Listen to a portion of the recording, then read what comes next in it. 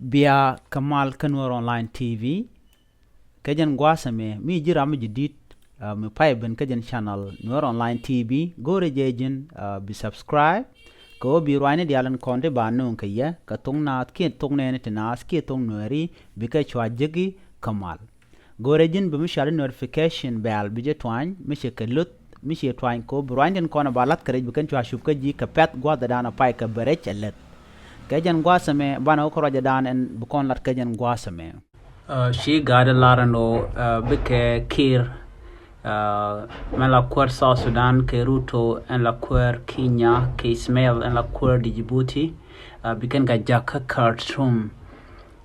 chala do de ka we lo ka nei tin konde de mar de ka no loch ke de ka kuer tore we ka Sudan de ka no kapchong chaja la IGAD kini de kon ndier ka Afrika ke den let ka Afrika cha South Sudan ke Kenya ke Djibouti cha ko mo bang to ye kan dem malu ladan cha je ladan ko an international airport cha je gek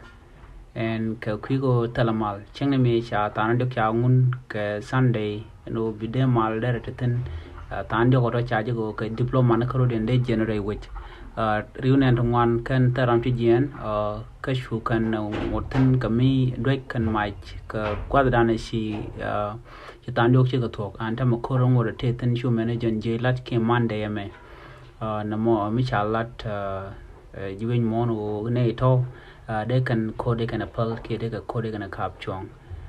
shi Kenyan president William Ruto che laro nene che ne de ko la ji ga che ka ti jeno de yen malam di no re we ka Sudan kachi UN World Food Program ber chicken the lokadan top kan re we ka Sudan chicken ka pyong ka kui ka men cha ne ken chu padok cha kan nak ka cha UN cha re na la cha jam we ka gwar ke cha ja bar